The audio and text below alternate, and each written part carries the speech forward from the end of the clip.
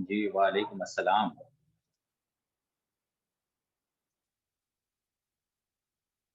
बड़े अरसे बाद तशरीफ़ आवरी हुई। अच्छा जी, तो हमारा कल का लेक्चर हो गया था करंट अफ़ेयर्स का। कल हमने क्या देखा पाकिस्तान के जो वोट ऑफ नो कॉन्फिडेंस था, उसको देख लिया। उसके बाद हमने जो कैबिनेट हमारी थी पाकिस्तान की नई बनी है, 23वें वज़ीर-ए-आज़म के अंडर, उसको हमने देख लिया। उसमें कुछ चेंजिंग जो हुई हैं, डीजीएफआईए जैसे चेंज हुए हैं, आईबी चेंज हुए हैं, उनको देखा था। अभी 2 अभी जैसे बल्कि वो जो आज़ाद कश्मीर के जो वज़ीर-ए-आज़म चेंज हुए हैं, सरदार इलियास, उनको हमने कल देख लिया था। उसके बाद 2 चेंजिंग है, अभी हुई तो नहीं है, लेकिन वैसे ही क्योंकि कल सफ़ीर पूछ भी रहा था सिंध के गवर्नर का, तो सिंध के गवर्नर के लिए एमक्यूएम की हैं जलील मेरे ख़्याल नसरीन जलील उनका नाम है, ठीक है? If I am not wrong मैंने आज ही उनका नाम सुना है, पहली दफ़ा तो अभी दिमाग में बैठ नहीं रहा। तो उनका नाम है मेरे ख़्याल में नसरीन जलील है। तो उनका नाम भेज दिया सदर को, गवर्नर के लिए। तो बेगम राना लियाकत अली खान के बाद पाकिस्तान की दूसरी जौन-सी हैं वो गवर्नर बनेगी। आपको पता है अभी तक सिर्फ़ वो पहली जौन-सी हैं और आखिरी जौन-सी हैं वो बेगम राना लियाकत अली खान थे, जो कि पाकिस्तान की 73 के अंदर क्या है, सिंध की गवर्नर बनी थी और वो पाकिस्तान की पहली और आखिरी फीमेल जौन-सी हैं वो गवर्नर। उसके बाद दूसरा जौन-सा है पंजाब का गवर्नर अभी हमने कल देखा था उमर सरफराज चीमा। तो कल अभी मैंने लिखवाया है कि पंजाब का गवर्नर कौन है उमर सरफराज चीमा। मैंने कहा था वो चेंज हो जाएगा। और अभी कल ही उसके लिए भी समरी जब लेक्चर खत्म हुआ तो रात को मैं जब न्यूज़पेपर पढ़ रहा था, तो उसमें वो समरी मैंने देखी है दोबारा। तो उसमें बलीगुर रहमान साहब हैं, भावलपुर से उनका ताल्लुक है और पहले वज़ीर भी रह चुके हैं वो एजुकेशन के नून लीग के दौर में। तो उनका नाम भेजा गया है गवर्नर पंजाब के लिए। तो ये मैंने कहा आप लोगों के ज़रा ज़हन में रहे अभी क्योंकि अभी जब फिर शायद इस महीने के अंदर या जब भी वो हल्फ उठाएँगे अपना, तो फिर हम उनको नेक्स्ट मंथ में प्रॉपर देख लेंगे। लेकिन 2 नाम आपने ज़हन में रखने हैं कि सिंध के लिए नसरीन जलील साहिबा हैं और दूसरा जो पंजाब का गवर्नर अब आएगा, उनका नाम क्या होगा? बलीगुर रहमान साहब जो उनसे वो आएँगे एज़ अ गवर्नर के तौर पे। क्योंकि उनकी अभी समरी गई है, बाकी उसमें जो मसले-मसाइल आएँगे या समरी अप्रूव होती है, नहीं होती, वो एक डिफरेंट चीज़ है। लेकिन ज़रा थोड़ा-सा ये एक डेवलपमेंट थी, तो मैंने कहा आपको साथ बता दूँ। अब हम आते हैं ओवरऑल हमारी जौन-सी पूरी दुनिया में और बाकी पाकिस्तान में और क्या चल रहा था, पॉलिटिकल टर्मॉइल तो चल रहा था। उसके अलावा दुनिया में क्या मसले चल रहे थे, तो उसमें क्या है, उसमें हमने जौन-सा है वो जो देखनी है चीज़ें, उसमें सबसे पहले तो कोविड के हवाले से 2 चीज़ें याद रख लें। एक आपकी ऑर्गनाइज़ेशन है उसका नाम है डब्ल्यूटीओ उसका क्या नाम है? उसका नाम है डब्ल्यूटीओ वर्ल्ड ट्रेड ऑर्गनाइज़ेशन ठीक है? वर्ल्ड ट्रेड ऑर्गनाइज़ेशन ये हमने ऑर्गनाइज़ेशंस का जो टॉपिक है, उसके अंदर जौन-सा है हमने वर्ल्ड ट्रेड ऑर्गनाइज़ेशन को डिटेल के अंदर पढ़ा हुआ है। डब्ल्यूटीओ 1995 के अंदर ये बनी थी, जिनेवा के अंदर इसका हेडक्वार्टर है, ये सारी चीज़ें हम देख चुके हैं। तो ये आपने क्यों याद रखना है? ये सवाल रिसेंटली इस तरह के सवाल पूछे जाते हैं कि इस तरह की स्टेटमेंट जौन-सी है, किसने एजेंसी ने या किस ऑर्गनाइज़ेशन ने पाकिस्तान के बारे में दी है। तो अभी टीओ जौन-सा है वर्ल्ड ट्रेड ऑर्गनाइज़ेशन है, उसने पाकिस्तान का जो इकोनॉमिक ग्रोथ है, इसने क्या किया है? ये अगर मैं एग्ज़ैक्ट आपको लिखवा ही दूँ कि हेल्स परफॉर्मेंस ऑफ पाकिस्तान इकोनॉमी। उन्होंने पाकिस्तान की इकोनॉमी को उन्होंने क्या किया है? उन्होंने पाकिस्तान की इकोनॉमी को सराहा है। हेल्स का क्या मतलब सराहा है ड्यूरिंग कोरोना जो कोविड डेज़ थे, पैंडेमिक के दिन थे, उसके दौरान क्या हुआ है डब्ल्यूटीओ ने क्या किया है? डब्ल्यूटीओ ने इसकी क्या की है? पाकिस्तान की तारीफ़ की है। पाकिस्तान की उन्होंने क्या की है? पाकिस्तान की उन्होंने तारीफ़ की है। आवाज़ क्लियर है मेरी? उन्होंने पाकिस्तान की क्या की है? तारीफ़ की है डब्ल्यूटीओ ने। तो ये पूछा जा सकता है कि which one of the following organisation hails Pakistan's economy performance of Pakistan's economy during pandemic तो वो वर्ल्ड ट्रेड ऑर्गेनाइजेशन है क्योंकि ज्यादातर डब्ल्यूएचओ इस हवाले से डील करता है लेकिन डब्ल्यूटीओ ने इकोनॉमी के रिलेटेड अब इसमें इकोनॉमी में और ऑप्शंस क्या दे सकते हैं आपको आईएमएफ दे सकते हैं आईएमएफ दे सकते हैं वर्ल्ड बैंक दे सकते हैं एडीबी दे सकते हैं तो ये आपने याद रखना है कि ये भी क्योंकि इकोनॉमी को डील करते हैं ना ये सभी इदारे हम पढ़ चुके हैं तो आपने डब्ल्यूटीओ को याद रखना है उसके साथ ही एक लिख लें ये तो कल परसों की न्यूज़ है वो है डब्ल्यूएचओ की वर्ल्ड हेल्थ ऑर्गेनाइजेशन ठीक है तो वर्ल्ड हेल्थ ऑर्गेनाइजेशन जो सी है इसको क्या याद रखना है इसने अभी रिसेंटली पाकिस्तान के हवाले से ये कल या परसों इसकी रिपोर्ट आई है पूरी पढ़ने के काबिल है तो वर्ल्ड हेल्थ ऑर्गेनाइजेशन ने क्या कहा है कि पाकिस्तान के अंदर जो डेथ हुई थी कोविड के दिन के अंदर वो जो ऑफिशियली रिपोर्टेड हुई थी उससे more than more than 8 times 8 गुना ज़्यादा जो उनकी अमवात हुई थी, लेकिन जो ऑफ़िशियली हैं, वो क्या है, वो 8 गुना कम रिपोर्ट हुई थी। मतलब उन्होंने ये कहा कि अगर पाकिस्तान के अंदर अभी कोरोना से अब मुझे एग्ज़ैक्ट तो अभी फ़िगर नहीं याद, लेकिन हम चले ये कह देते हैं कि पाकिस्तान में 50,000 अमवात हुई। ठीक है? तो वो क्या कह रहे हैं कि 50,000 अमवात जो-सी हैं वो 8 गुना कम बताई गई हैं ऑफ़िशियली कितनी है 8 गुना ज़्यादा जो-सी हैं, उनसे ज़्यादा अमवात पाकिस्तान के अंदर क्या हुई हैं, कोरोना के दिनों में हुई हैं, ये डब्ल्यूएचओ ने अभी कहा है। तो डब्ल्यूटीओ और डब्ल्यूएचओ ये दोनों ने 2-3 बातें कही हैं कोविड के रिलेटेड, तो आप लोगों को ये दोनों चीज़ें पता होनी चाहिए और ये इम्पोर्टेंट है। उसके बाद हम आ जाते हैं हमारा फ़ेवरेट भाई साहब एक एलन मस्क साहब। ये इसलिए स्टार्ट में करवा रहा हूँ क्योंकि अप्रैल के स्टार्ट के अंदर फर्स्ट वीक के अंदर ही इन्होंने 9% शेयर खरीद लिए थे ट्विटर के, ठीक है? इन्होंने क्या किए थे? इन्होंने ट्विटर के शेयर खरीद लिए थे, शेयर्स होते हैं डिफरेंट कंपनीज़ के। तो इन्होंने पहले क्या किया अप्रैल के अंदर, ये अगर मैं बात करूँ तो फर्स्ट इन्होंने 9.2% शेयर खरीदे ट्विटर के, ठीक है? ट्विटर 9.2% शेयर खरीदे इन्होंने ट्विटर के एलन मस्क साहब ने अप्रैल के अंदर। फिर इनके पास क्योंकि पैसा बहुत ज़्यादा है, ठीक है? इनके पास पैसा बहुत ज़्यादा है, तो अभी अप्रैल के लास्ट वीक के अंदर इन्होंने क्या किया, इन्होंने ट्विटर जो-सा है उसको खरीदने का फैसला किया है या खरीद लिया है, वो कितना है $44 बिलियन के अंदर इन्होंने खरीद लिया है, लेकिन अभी इसके ओनर नहीं बने, अभी उसके खिलाफ मुकदमा भी दायर हो गया, अभी कल ही वो फ्लोरिडा के अंदर एक किसी ने मुकदमा दायर कर दिया है।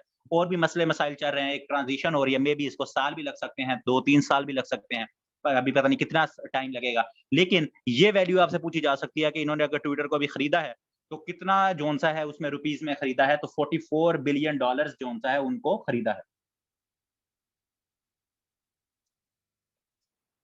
जी, जी, अब कंप्लीट खरीदा है अप्रैल के फर्स्ट मंथ के अंदर 9.2% शेयर खरीदे थे उन्होंने पहले। पहले शेयर खरीदे, अब कंप्लीट खरीदा है 44 बिलियन में, लेकिन अभी उसके ओनर नहीं बने। मैंने जैसे बताया ट्रांज़िशन पीरियड चल रहा है, तो अभी मामलात उनके हल होंगे, तो फिर एलन मस्क साहब जो हैं वो फाउंडर बन जाएँगे, सॉरी फाउंडर कह रहा हूँ, ओनर बन जाएँगे ट्विटर के, जो आपकी सोशल मीडिया कंपनी। उसके बाद अगर हम बात करें तो एक आपका मुल्क है, छोटा-सा, सर्बिया। ठीक है? तो सर्बिया के अंदर इलेक्शन हुए हैं और वहाँ नए प्रेसिडेंट साहब आए हैं, सर्बियन प्रेसिडेंट नए, ठीक है? तो वो आपने याद रखना है। वहाँ के जितने आपने देखा है जैसे उनका नाम अलेक्जेंडर लुकाशेंको था, एक बंदा जो बेलारूस का था। तो इसी तरह ज़्यादातर के नाम के साथ अलेक्जेंडर आता है, तो इसका भी नाम के साथ क्या आता है? अलेक्जेंडर आता है। इसके नाम के साथ क्या आता है? अलेक्जेंडर।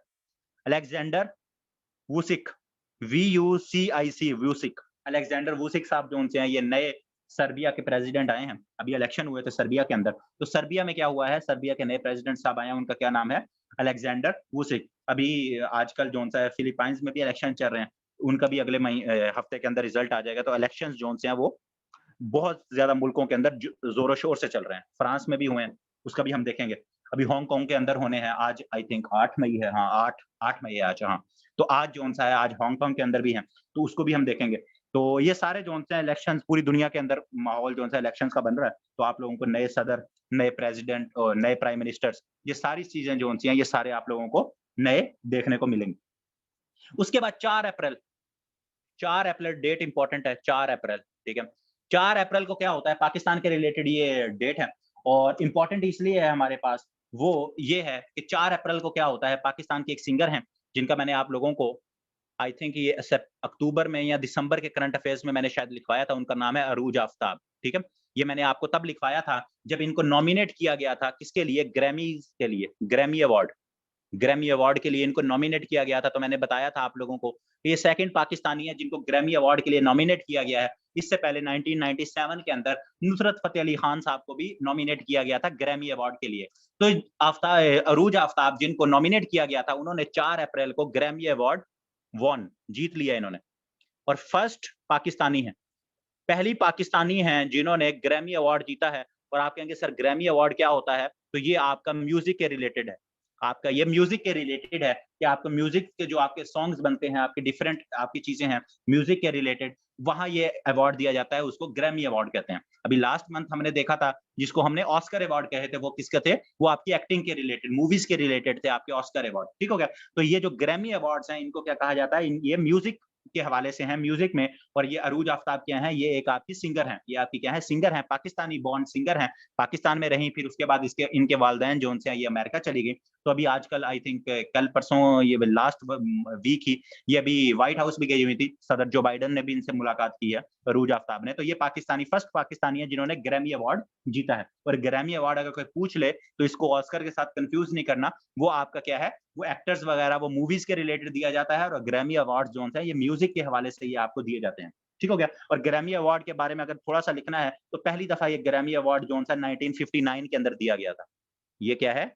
1959 के अंदर पहली दफ़ा दिया गया था और अभी ये जो 2022 के अंदर सेरेमनी हुई है, ये जिसमें अरूज आफ्ताब को मिला है, ये कौन-सी सेरेमनी हुई है? ये 64th अवार्ड दिया गया है, 64th, ये भी साथ लिख लें। और वो मैंने साथ बोल दिया आप लोगों को कि नुसरत फ़तेह अली खान का ये पहले भी बताया हुआ कि नुसरत फ़तेह अली खान को 2 दफ़ा नॉमिनेट किया गया था, 2 डिफरेंट गानों के लिए। उनकी कव्वालियाँ थी आई थिंक या पता नहीं।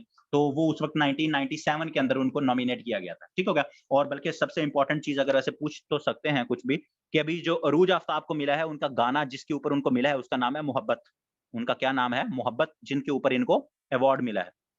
तो अगर पीपीएससी वाले आपसे पहली पाकिस्तान की मूवी का नाम पूछ सकते हैं कि पाकिस्तान की पहली मूवी क्या थी, तो वो पाकिस्तान ये भी पूछ सकते हैं कि अरूज आफ्ताब को अगर अवार्ड मिला है, तो वो कौन-सी गाने के ऊपर मिला है। तो आपको हर चीज़ जो-सी है वो पता होनी चाहिए। तो मोहब्बत गाना उनका था जिसके ऊपर उनको क्या है ग्रैमी अवार्ड मिला है और ये म्यूज़िक की दुनिया में सबसे बड़ा अवार्ड जो-सा है ये माना जाता है ग्रैमी अवार्ड। अच्छा जी, अरूज आफ्ताब के बाद अगर हम आएँ, तो उसके बाद पाकिस्तान के अंदर ही हम देखते हैं एक और अवार्ड है उसका नाम है कमाल-ए-फ़न मैं यहाँ उर्दू में लिख देता हूँ उसको कमाल-ए-फ़न अवार्ड, कमाल फन अवार्ड। मूवी मूवी थी तेरी याद, मूवी है तेरी याद पाकिस्तान की पहली मूवी जौन-सी है ना, वो आई थिंक 1947 में ही है और उसका नाम है तेरी याद, तेरी याद। ये सवाल जौन-सा ये भी पूछ लिया है, बल्कि ओल्ड पेपर्स में बहुत अब तो शायद कम पहले बहुत पूछा जाता था, ये इम्तियाज़ शायद की बुक्स में आपको बड़ा मिलेगा। ये कि पाकिस्तान की पहली मूवी जौन-सी है वो कौन-सी है जी? तेरी याद। तो कमाल फन जौन-सा है, कमाल फन ये क्या है? ये पाकिस्तान का सबसे हाईएस्ट लिटरेरी अवार्ड है। ये क्या है? Pakistan's highest literary award. Pakistan's highest literary award. Pakistan की सबसे जौन-सा है ये, जो आपका अदब है, अदब की दुनिया है जिसमें आपकी शेरो-शायरी है, नॉवेल्स हैं, उसका सबसे हाईएस्ट पाकिस्तान का जो अवार्ड है, उसका क्या नाम है? उसका नाम है कमाल-ए-फ़न अवार्ड। ये एक आपकी जौन-सी है कमाल-ए-फ़न अवार्ड जौन-सा है, ये आपका दिया जाता है। ये पाकिस्तान का सबसे बड़ा ये 1997 के अंदर ये भी मिलना स्टार्ट हुआ था पहली दफ़ा और ये पाकिस्तान के जो बड़े-बड़े मुसन्निफ़ हैं, जो हीरो आपके पोएट्स हैं, उनको ये दिया जाता है।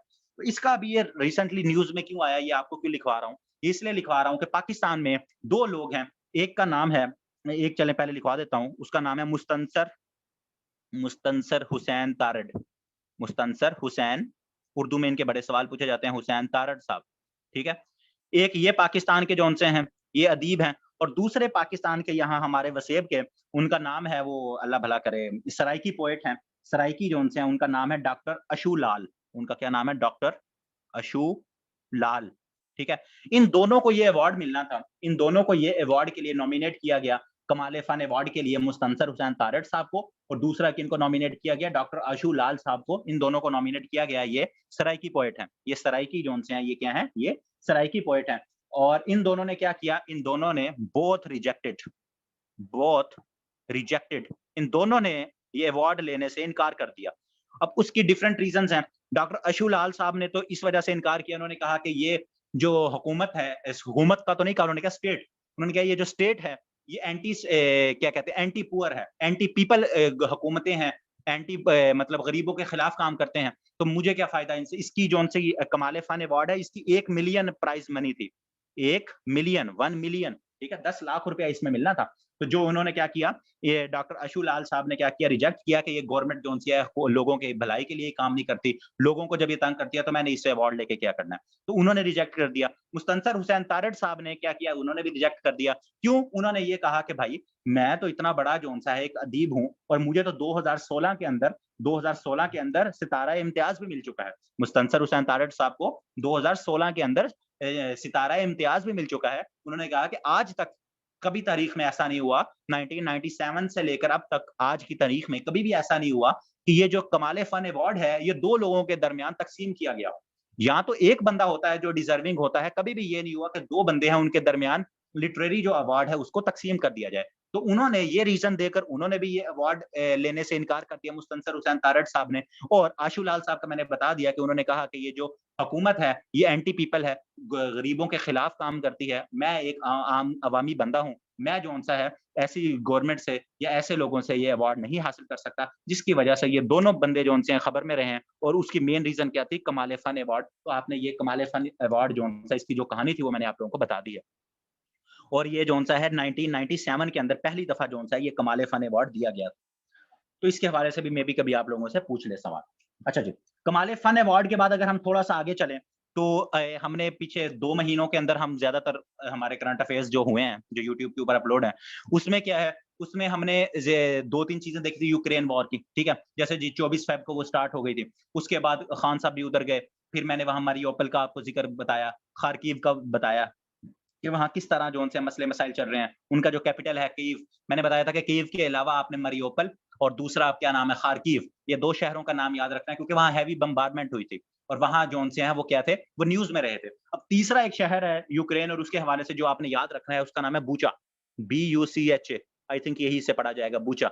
ये क्या है? सिटी इन यूक्रेन, ये सिटी है इन यूक्रेन। अब ये क्यों खबरों के अंदर रहा? अब इसमें 2 तरह से सवाल पूछे जा सकते हैं। एक तो कि बूचा जो-सा है ये कहाँ का शहर है? तो ये यूक्रेन का सिटी है, ये यूक्रेन का सिटी है। दूसरा बूचा मसाकार, मैसा मैसाकर, कत्ल-ओ-गारत, ठीक है? अब वहाँ क्या हुआ? अब ये भी पूछा जा सकता है कि बूचा मसाकार जो-सा है वो कहाँ हुआ? तो आपका यूक्रेन के अंदर हुआ। किसने किया? रशिया ने किया, ठीक है? अब वहाँ क्या हुआ है? वहाँ जो लोग थे जब रशिया ने हमला किया तो एक छोटा-सा शहर था बूचा, वहाँ रशिया की फ़ौज गई। उन्होंने काफ़ी जो-सा ज़ुल्म-ओ-सितम किए, लोगों को सीधा फायर करके मारा गया। वहाँ इज्तिमाई कब्रें भी मिली हैं जहाँ उन्होंने लोगों को दफनाया। ख़वातीन जो-सी हैं वहाँ उनके रेप किए उन्होंने और काफ़ी जो-सा है उसको जो-सा है वार क्राइम्स के ज़ुमरे में यूएन ने उसे कहा है कि ये जो बूचा मैसाकार हुआ है, तो ये इसके हवाले से काफ़ी ज़्यादा इसी इसी के रिलेटेड ही ये हुआ है कि जब ये बूचा मैसाकार का सामने आया, इसके साथ ही लिखवा देता हूँ, यूनाइटेड नेशन की एक होती है UN human rights council, human right council, ठीक है? उसका मेंबर था रशिया, तो इसमें से क्या हुआ है, रशिया को निकाल दिया गया है, रिमूव्ड। रशिया को निकाल दिया गया ह्यूमन राइट काउंसिल में से किसमें से? बूचा मैसाकार के बाद। तो ये भी पूछा जा सकता है कि रिसेंटली अभी कौन से मुल्क को यूनाइटेड नेशन ने ह्यूमन राइट काउंसिल इसके भी 193 ही मेंबर्स होते हैं ह्यूमन राइट काउंसिल के, जितने जनरल असेंबली के। तो उन्होंने क्या किया है, उन्होंने ह्यूमन राइट्स काउंसिल से रशिया जो-सा उसको निकाल दिया है। उसको क्या किया कि भाई अब आप चले जाओ। आप लोग जो ह्यूमन राइट्स के हवाले से उस काउंसिल के अंदर आप नहीं रह सकते क्योंकि आपका जो हालात हैं, वो आपके अच्छे नहीं है। तो इसकी वजह से यही साथ आप इसके लिख सकते हैं कि जो बूचा मैसाकार है, मेन रीज़न ये भी थी, वैसे भी जंग में वहाँ जो रशिया कर रहा है, तो उसके बाद क्या हुआ है ह्यूमन राइट काउंसिल से रशिया को क्या किया गया है, निकाल दिया गया। उसके बाद जौन-सा है यहाँ इसी की बात करें, तो 2-3 मुल्क हैं छोटे-छोटे से, 2-3 मुल्क हैं छोटे-छोटे से। एक का नाम है कोसोवो, ये शहर है उसके अंदर कत्ले-आम, मसाकार जौन-सा है वो कत्ले-आम को कहते हैं ना, वहाँ कत्ले-आम हुआ है। अच्छा, उसके बाद इसी के हवाले से रशिया के साथ ही जौन से हैं 2 मुल्क हैं, उनको अगर हम कहें तो उनका एक का नाम कोसोवो है और एक बोस्निया है आपका। एक मुल्क का क्या नाम है? कोसोवो, ये क्योंकि अगर हम ये कर रहे हैं तो साथ ही मैं बता देता हूँ एंड बोस्निया।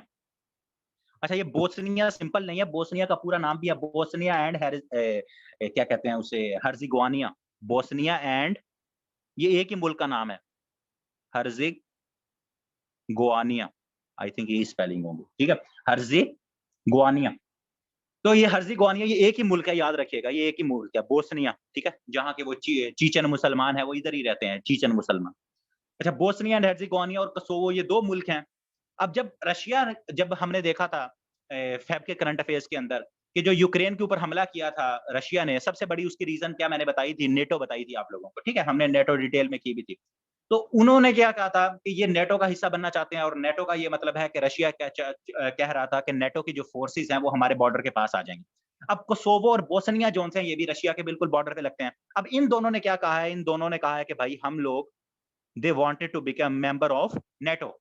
कोसोवो और बोस्निया जोन-सा है, इन दोनों ने क्या कहा है? इन्होंने कहा है कि हम जोन से हैं भाई साहब हमें नेटो जॉइन करवाओ। हम जोन से हैं नेटो जॉइन करना चाहते हैं और उसकी रीज़न उन्होंने क्या बताई है? उन्होंने फिर वही बताई है कि रशिया जोन-सा है जैसे यूक्रेन जैसे मुल्क पे हमला कर सकता है, तो हम भी तो छोटे-छोटे उनके साथ मुल्क हैं। तो अगर वो हम पे हमला करके कहे कि हम भी आपके साथ जोन-सा है, आप हमारे मुल्क का हिस्सा बन जाओ, तो हम क्या करेंगे? हम अपना डिफेंस कैसे करेंगे? तो उन्होंने क्या कहा है? उन्होंने नेटो का हिस्सा बनने की अपनी ख्वाहिश ज़ाहिर की है तो ये भी पूछा जा सकता है कि रिसेंटली कौन से मुल्क जो से उन्होंने कहा है कि हम नेटो का हिस्सा बनना चाहते हैं। तो कोसोवो है, छोटा सा मुल्क है, और बोस्निया जोन सा इन्होंने नेटो का हिस्सा बनने का अपना कहा है। और नेटो के बारे में आपको पता है, नॉर्थ अटलांटिक ट्रीटी ऑर्गेनाइजेशन है। 1949 के अंदर नेटो जोन सी है वो आपकी बनी है। और जब ये कहाँ, इसका हेडक्वार्टर कहाँ है? ब्रसेल्स के अंदर है।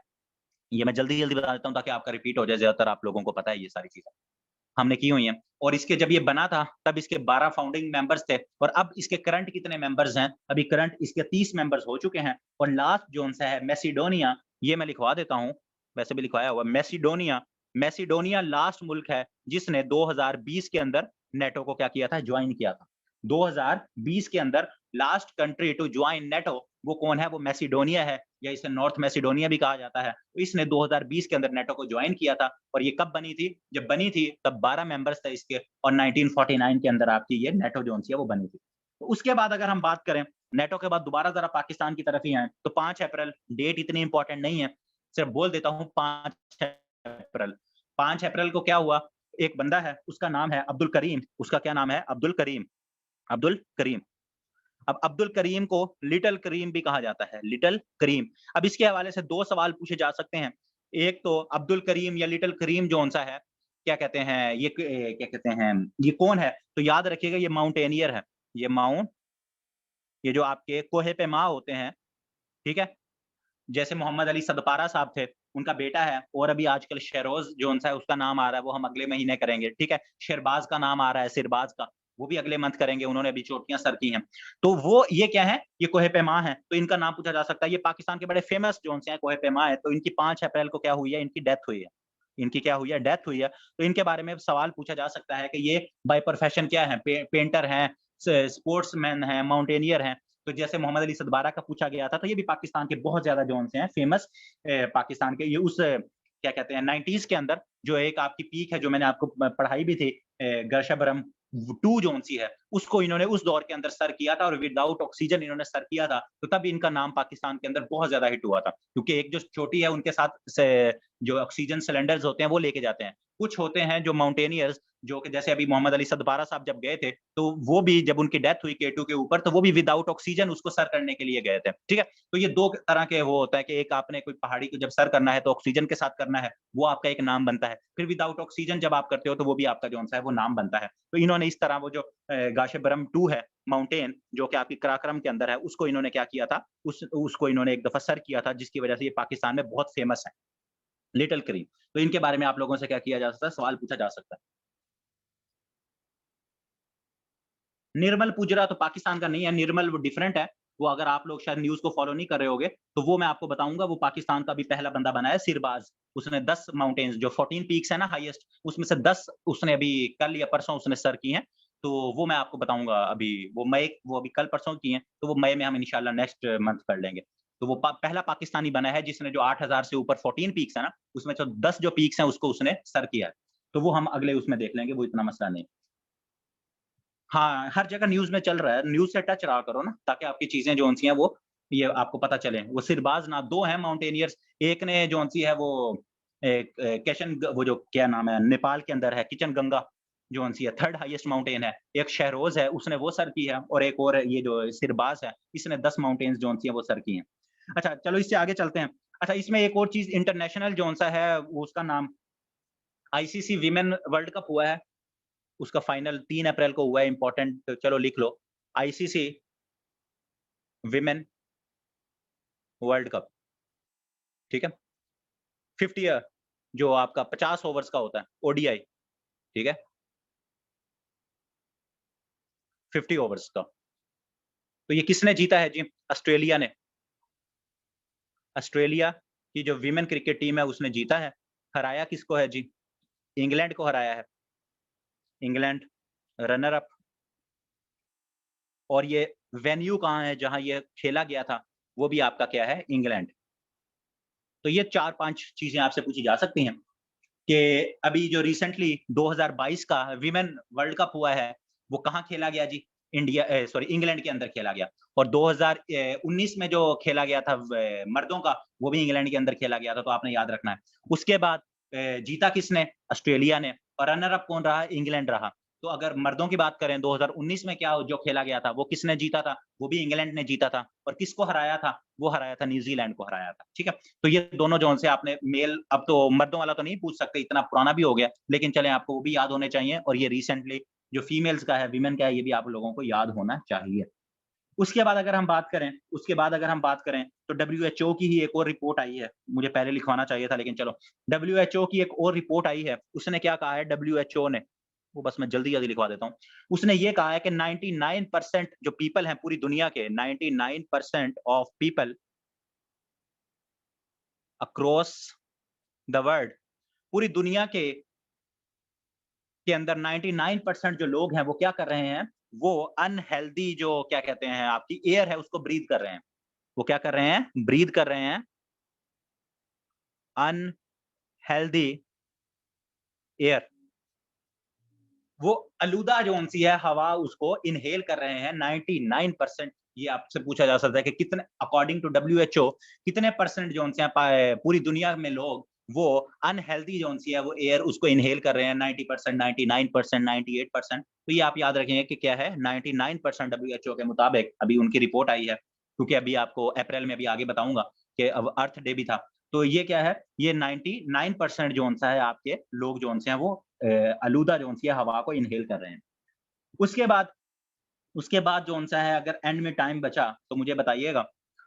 वो मैं आपको करवाऊँगा थोड़ी-सी चीज़ें उसके हवाले से। अभी मैंने सर्बिया भी आपको बताया है। तो अभी क्योंकि ये 6 अप्रैल जौन-सा है अभी इसके बाद उसमें जो बोस्निया की वार हुई थी, उसकी उसके हवाले से उसको 30 साल हो गए थे बोस्निया की वार को। तो ये बोस्निया के अंदर जंग जो हुई थी वो क्योंकि थोड़ा-सा डिटेल में मुझे जाना पड़ेगा कि बोस्निया की जंग कैसे हुई थी, यूएसएसआर का उसमें क्या हिसाब-किताब था, ये सारी चीज़ें। तो एंड में अगर टाइम बचा तो फिर मैं आप लोगों को एंड में ये बता दूँगा, क्योंकि वरना इतना ये इम्पोर्टेंट नहीं है करंट अफेयर्स के हवाले से। लेकिन एंड के अंदर अगर ये हमारे पास टाइम बचा तो इंशाल्लाह हम जो है इसको क्या करेंगे, इसको देख लेंगे। यहाँ तक कोई मसला मसाइल है तो मुझे बताओ?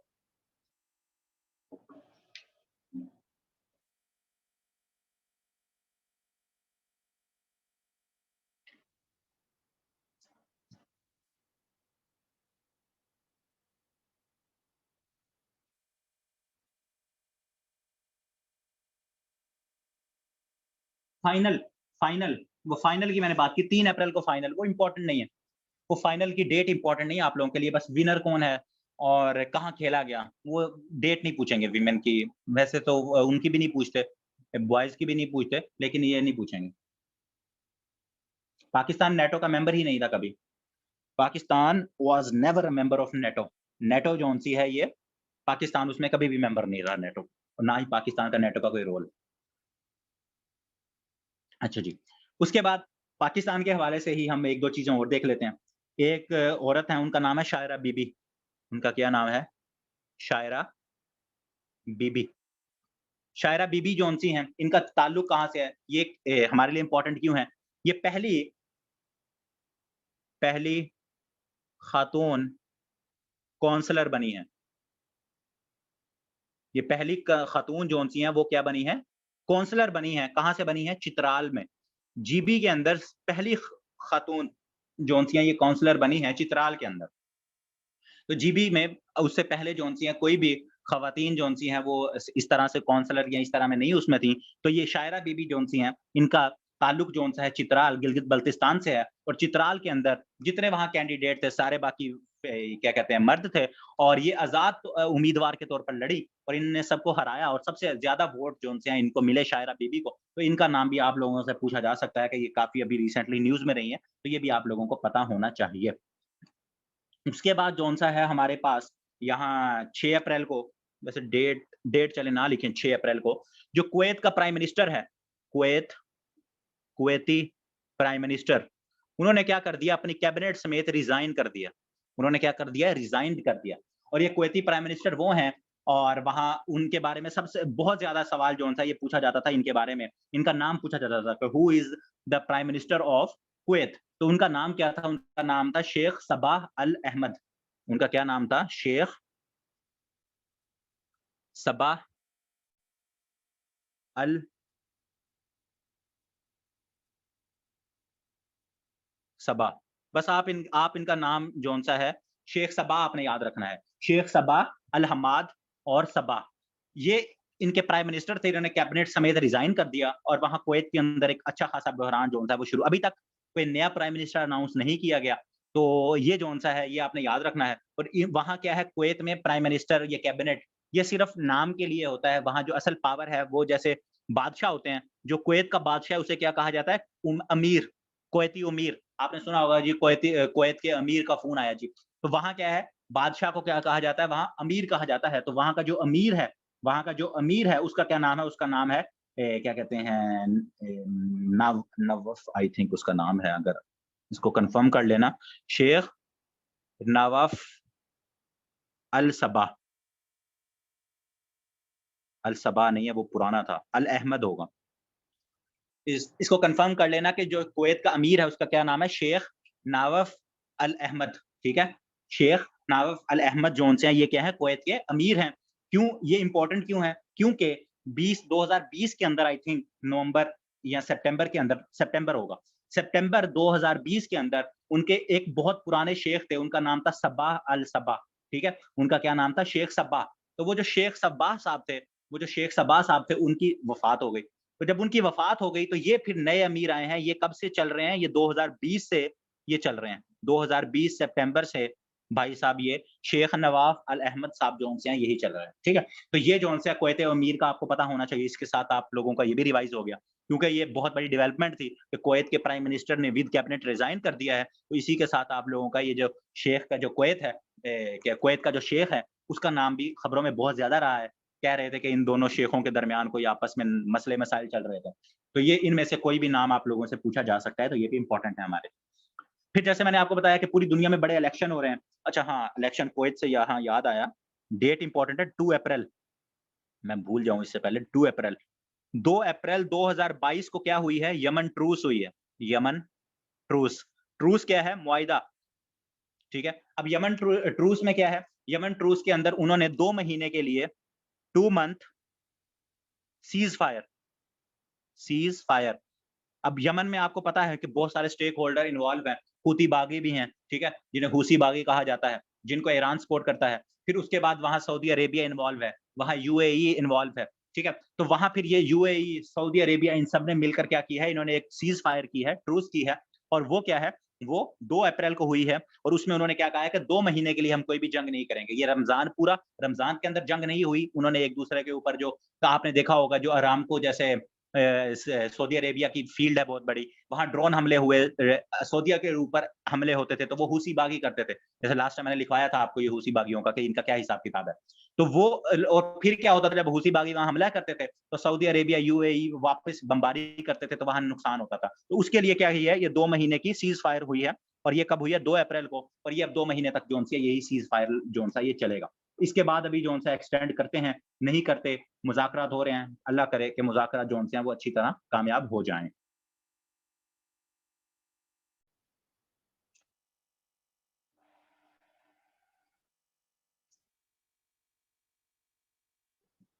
अच्छा, यहाँ से अगर हम आगे मूव करें, तो इलेक्शन का मैं बता रहा था, सबसे इम्पोर्टेंट मुल्क जिसको हमने लास्ट क्या कहते हैं, लास्ट जोन सा है हमने उसमें देखा था, वो है आपके पास हंगरी, हंगरी, ठीक है? हंगरी में मैंने बताया था कि first female prime minister I हैं, उनका मैंने नाम बताया था आपको, नोवेक, कैटलिन नोवेक, ठीक है? वो पाक उनकी क्या है, हंगरी की फर्स्ट जोन-सी हैं फीमेल प्राइम मिनिस्टर आई थी। तो प्राइम मिनिस्टर उनके सेरेमोनियल होता है, असल पावर उनके सदर के पास होता है। और उनका जो सदर है, वो है विक्टर ऑर्बन। उनका जो प्रेसिडेंट है, उसका क्या नाम है? उनके प्रेसिडेंट का नाम है विक्टर ऑर्बन, बड़ा फेमस बंदा है ये, ठीक है? ट्रम्प के साथ बड़ा फैन था इसका। और एक जोन-सा है ये अच्छा खासा जिसे पॉपुलिस्ट लीडर कहा जाता है, ये वो है, पॉपुलिस्ट लीडर है विक्टर ऑर्बन। तो विक्टर ऑर्बन साहब जोन से हैं ये, अभी इलेक्शन हुआ है तो ये 4th time consecutive consecutive Hungary के सदर बन गए हैं दोबारा, विक्टर ऑर्बन। जैसे मैंने आपको बताया था कि जो जर्मन आपकी चांसलर थी, ठीक है? एंगेला मर्केल, वो भी 4 साल 4 दफा कंसेक्यूटिव जोन सी हैं, वो चांसलर बनी थी जर्मनी की। तो इसी तरह ये जो हंगरी है, जो कि यूरोप का एक मुल्क है, उसका जो प्रेसिडेंट है, जो कि बड़ा फेमस है और ये बहुत ज़्यादा सवाल पूछा भी गया है बार-बार विक्टर ऑर्बन का, ये विक्टर ऑर्बन कहाँ का सदर है या इसका ताल्लुक कहाँ से है? तो ये बड़ा इंपॉर्टेंट बंदा है। आप देख लें 4 कंसेक्यूटिव टर्म्स ये जीत रहा है। तो अब चौथी 2022 के अंदर इसने 4th कंसेक्टिव टर्म जो सी है वो जीत ली है इसने, ठीक हो गया। और ये जो सा है आप लोगों ने क्या रखना है, इसको याद रखना है। और फीमेल जो सी प्राइम मिनिस्टर है उनका नाम है कैटलिन नोवेक, और वो मैं पहले लास्ट आपको करंट अफेयर्स पिछले महीने जब वो इलेक्ट हुई थी, वो मैंने तब आपको उनका बता दिया था। उसके बाद अगर हम बात करें तो उसके बाद हमारे पास क्या कहते हैं, पाकिस्तान के हवाले से 2 हैं चीज़ें, एक 7 अप्रैल को इवेंट हुआ और एक 9 अप्रैल को। तो 7 अप्रैल को अभी पाकिस्तान के अंदर क्या था, जिस दिन फैसला आना था, और अभी प्राइम मिनिस्टर खान साहब ही थे, क्योंकि हमारे आईन में लिखा है जब असेंबलियाँ टूट जाती हैं तो वही प्राइम मिनिस्टर सा है, जब तक नया प्राइम मिनिस्टर ना आ जाए, वही प्राइम मिनिस्टर काम करता रहता है। तो खान साहब ने एक यूनिफाइड सा हेल्पलाइन का इफ्तिताह किया 7 अप्रैल को। वो क्या है, उसका नाम है 911। ये क्या है, यूनिफाइड हेल्पलाइन। अब इसमें क्या है, ये अभी ऑपरेशनल हुई है कि नहीं हुई, ये पता नहीं है, लेकिन 7 अप्रैल को इसका इफ्तिताह हो गया है। जैसे 1122 है, जैसे पुलिस की 15 है, तो उन्होंने सबको यूनिफाई करके 911, जैसे ये अमेरिका का नंबर है, यूएसए का 911, तो 911 पे आप कॉल करें, तो आप उन्हें कहें कि मैंने 1122 को मुझे इमरजेंसी है, मुझे पुलिस की इमरजेंसी है, मुझे कोई और इमरजेंसी है।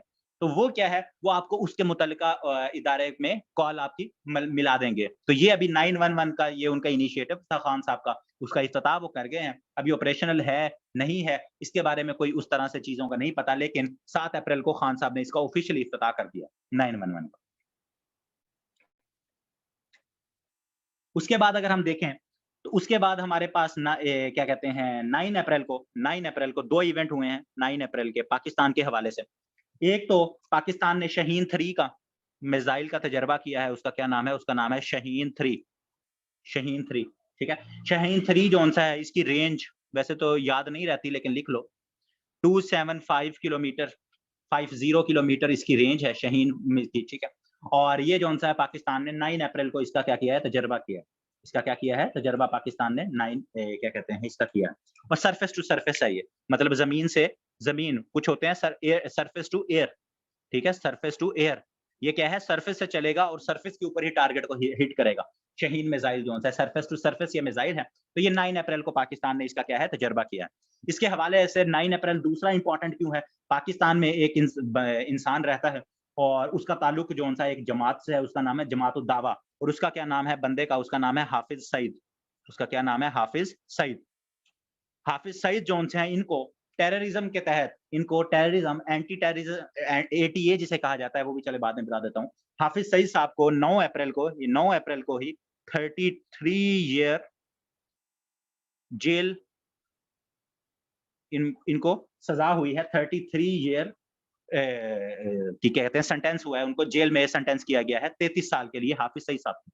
और हाफिज़ सईद कौन है? मैंने बताया है कि हाफिज़ सईद जौन-सा है, और इनको ये किसके अंडर ये बुक हुए हैं? एटीए, एंटी टेररिज़्म एक्ट, एटीए, और एंटी टेररिज़्म एक्ट जौन-सा है वो 1997 के अंदर बना था। ये दोनों सवाल पूछे जाते हैं, ठीक है? कि एंटी टेररिज़्म एक्ट जौन-सा है कब बनाया था?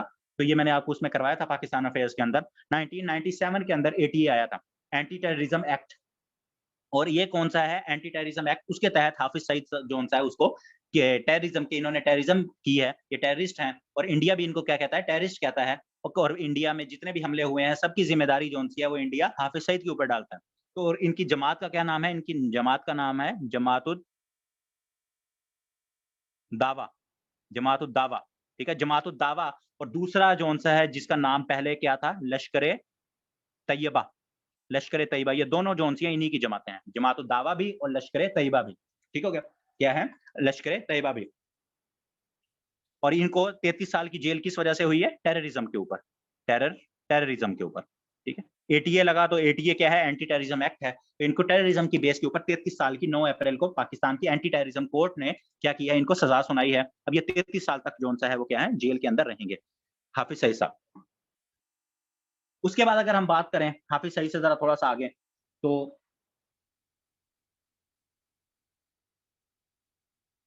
हाफिज़ सईद से अगर हम आगे आएँ, तो हमारे पास क्रिकेट के हवाले से ही एक और चीज़ है। वो ये है कि आपका, एक तो हमने लास्ट टाइम जो क्रिकेटर ऑफ द ईयर देखे थे, शाहीन अफरीदी था पाकिस्तान की तरफ से।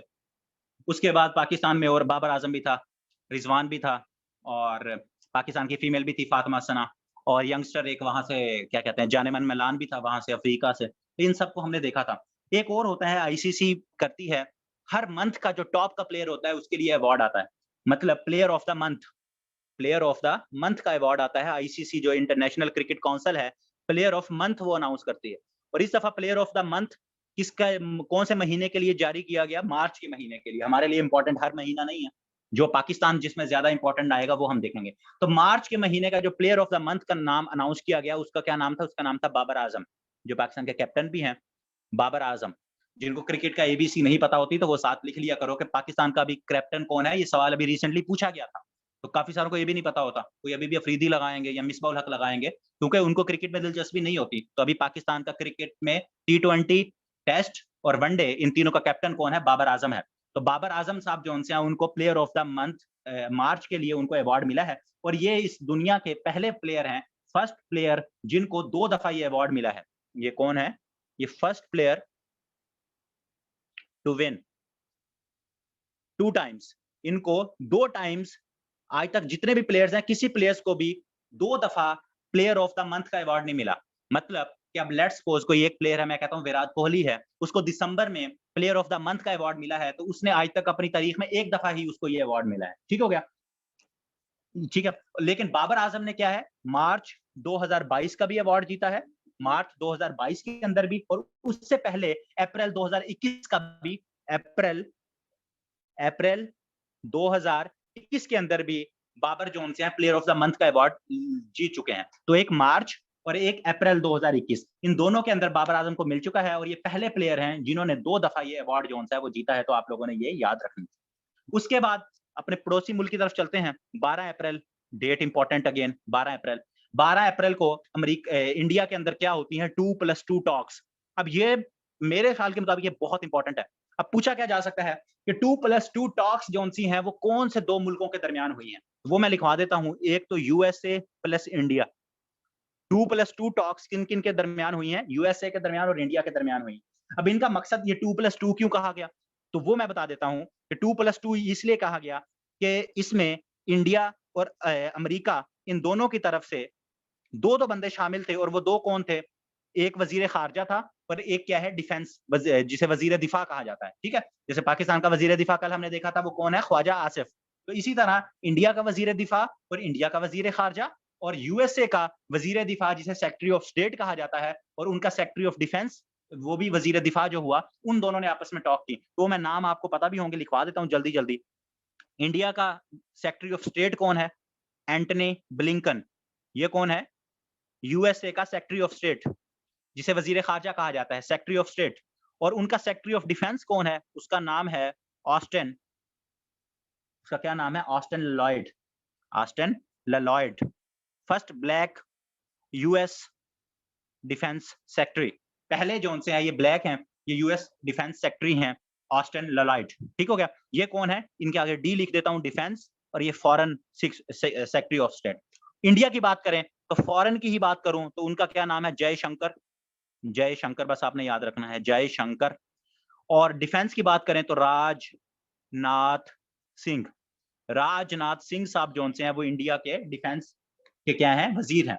और उनके फॉरेन मिनिस्टर का क्या नाम है? एस जयशंकर। उनका क्या नाम है? जयशंकर उनका फॉरेन मिनिस्टर है। तो इनकी आपस में टॉक हुई, तो 2 बंदे यहां से थे, 2 बंदे यहां से थे, तो इस वजह से इसे क्या कहा गया? 2+2 टॉक्स।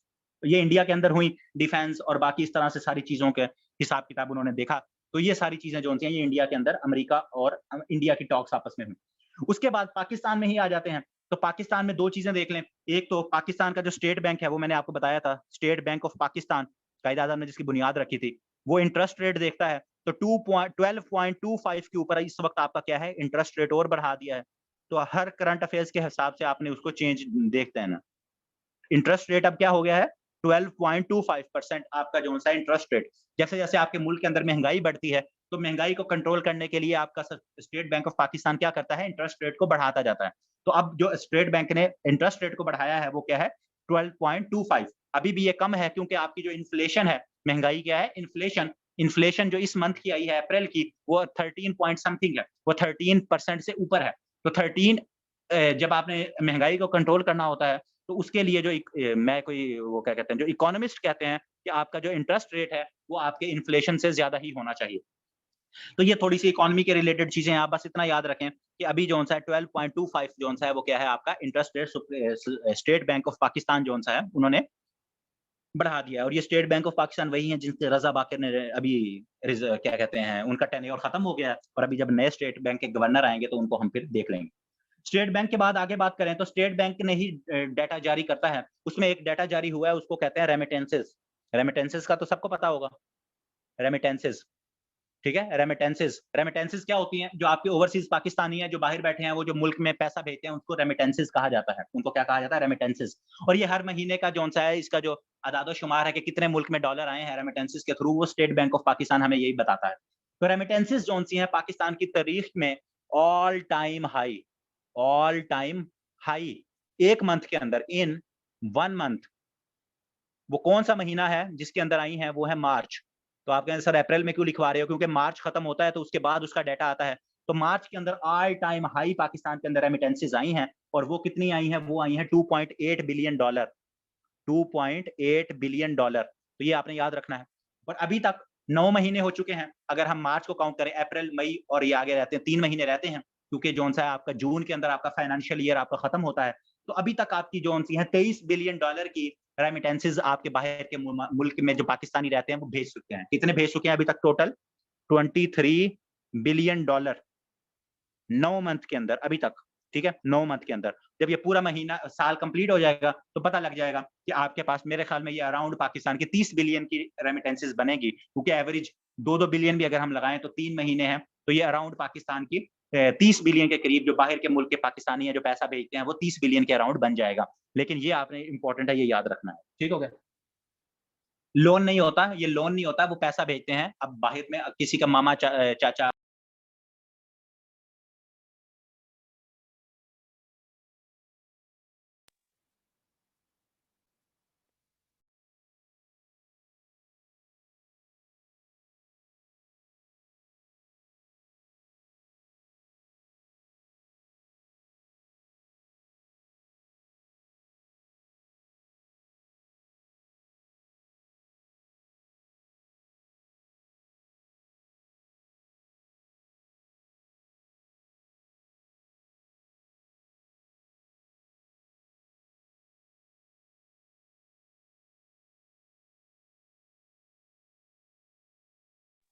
अच्छा जी, रेमिटेंसेस का मैं बता रहा था कि वहाँ जो जॉब्स वगैरह करते हैं और वो फिर अपने जो यहाँ पाकिस्तानी होते हैं, अपने जो फैमिली वाले हैं उनको जो पैसे भेजते हैं, क्योंकि उन्होंने तो वहाँ क्या कहते हैं, वहाँ की करेंसी में कमाते हैं, वो डॉलर्स में जो पैसे ये भेजते हैं, तो वो क्या है? वो रेमिटेंसेस होती हैं, ठीक है? ये लोन वगैरह या इस तरह की चीज़ें नहीं होती।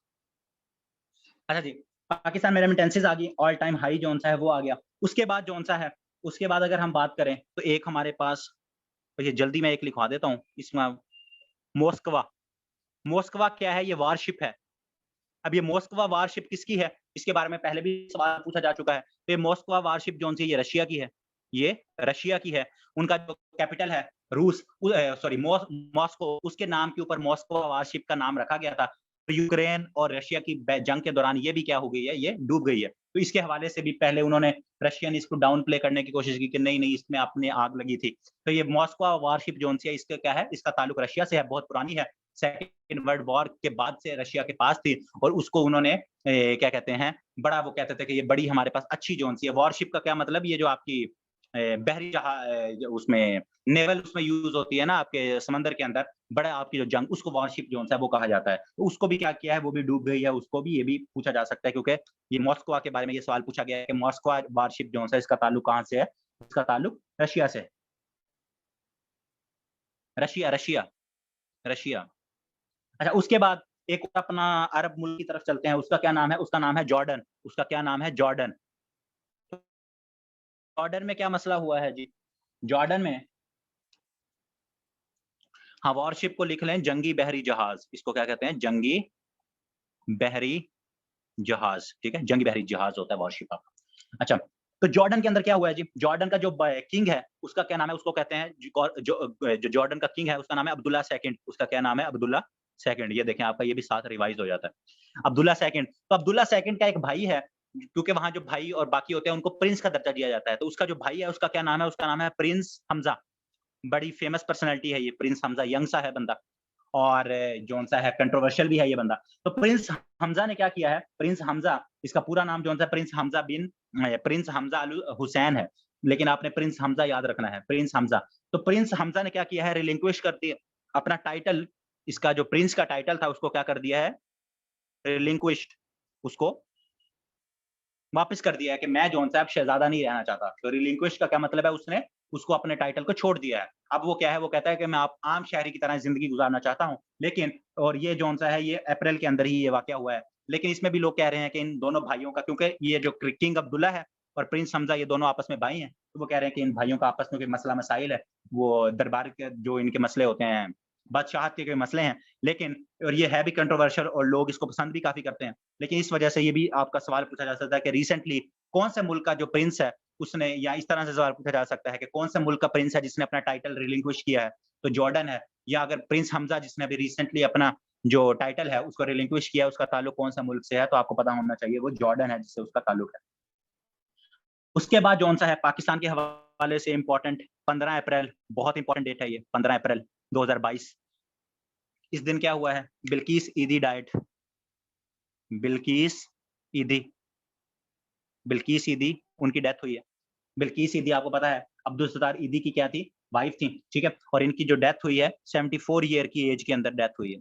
ये भी सवाल पूछा जाएगा, क्योंकि अब्दुल सत्तार ईदी साहब के बारे में भी पूछा गया था। अभी रिसेंटली अली हसन गिलानी साहब की जब डेथ हुई तब मैंने आपको लिखवाया था कि 92 आई थिंक उनकी एज थी। वो भी अभी एफपीएससी के अंदर सवाल आया था कि अली हसन गिलानी की डेथ हुई है, तो जब उनकी डेथ हुई है कितनी एज थी? तो बिल्किस ईदी की जब डेथ हुई है उनकी एज कितनी है? 74 ईयर की एज में उनकी डेथ हुई है। और इनको दफनाया कहाँ गया है? कराची के अंदर। बरिड कहाँ है? कराची के अंदर इनको दफनाया गया है, ठीक है? कराची के अंदर उनको क्या किया गया है? बरिड, दफनाया गया है। ईदी फाउंडेशन के अब्दुल सत्तार ईदी साहब के साथ थी और इनको इनकी डेट ऑफ बर्थ जो-सी है वो याद कर लेना आसान है। 14 अगस्त 1947 को जब पाकिस्तान बना था उसी दिन ये पैदा हुई थी।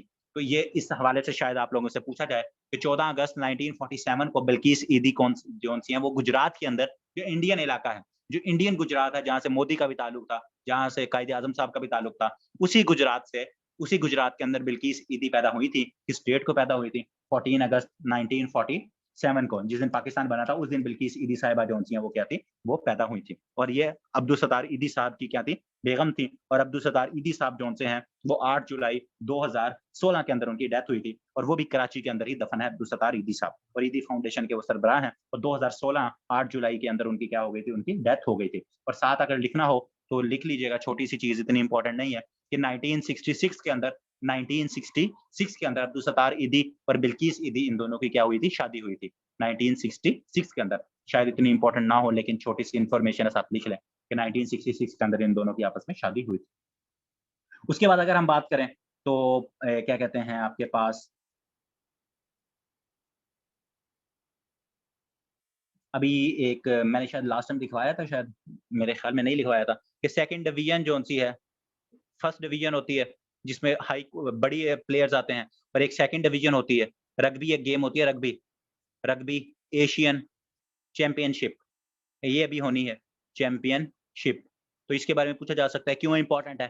कि ये किस कहाँ होनी है? पाकिस्तान में होनी है। ये दोबारा भी लिखवा दूँगा, मई में होनी है। मई से लेकर आई थिंक ये जून या जुलाई तक ये रहेगा। मई से लेकर जून या जुलाई तक ये रहेगी। तो ये पाकिस्तान इसको होस्ट कर रहा है। एशियन जो रग्बी चैंपियनशिप है सेकंड डिवीज़न की। मैंने बताया सेकंड डिवीज़न में क्या है, जो आपके जो टॉप के प्लेयर्स होते हैं वो नहीं वो क्या कहते हैं, वो टीम्स या वो टॉप के प्लेयर्स नहीं आते। वो टीम्स वही होती हैं, वो अपने सेकंड लेवल के जो प्लेयर्स हैं उनको भेजती हैं। जैसे फर्स्ट डिवीज़न, सेकंड डिवीज़न इम्तिहान में होती है, इसी तरह टीमों में भी फर्स्ट डिवीज़न और सेकंड डिवीज़न का हिसाब-किताब जो-सा है वो होता है। तो ये भी आप लोगों ने याद रखना है कि फर्स्ट डिवीज़न और सेकंड डिवीज़न का इसमें क्या हिसाब-किताब है। और रग्बी जौन-सी है ये गेम होती है, पाकिस्तान में भी बड़े शौक से ये रग्बी खेली जाती है, और ये इसी वजह से पाकिस्तान के अंदर एशिया में, इसमें क्या है सिर्फ़ एशिया की जो टीम्स होंगी, जिसमें चाइना हो गया, जापान वगैरह, थाईलैंड, ये जौन-से हैं ये मुल्क, इन मुल्कों की टीमें जौन-सी है वो क्या करेंगी, इसमें इसमें हिस्सा लेंगी।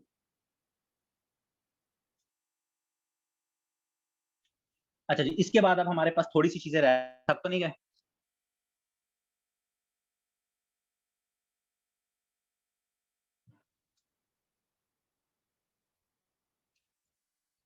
बस अप्रैल का लास्ट आखिरी 10 दिन रह गए हैं, उसके अंदर बस थोड़ा-सा, बस ठीक है बस द थोड़ा-सा रह गया।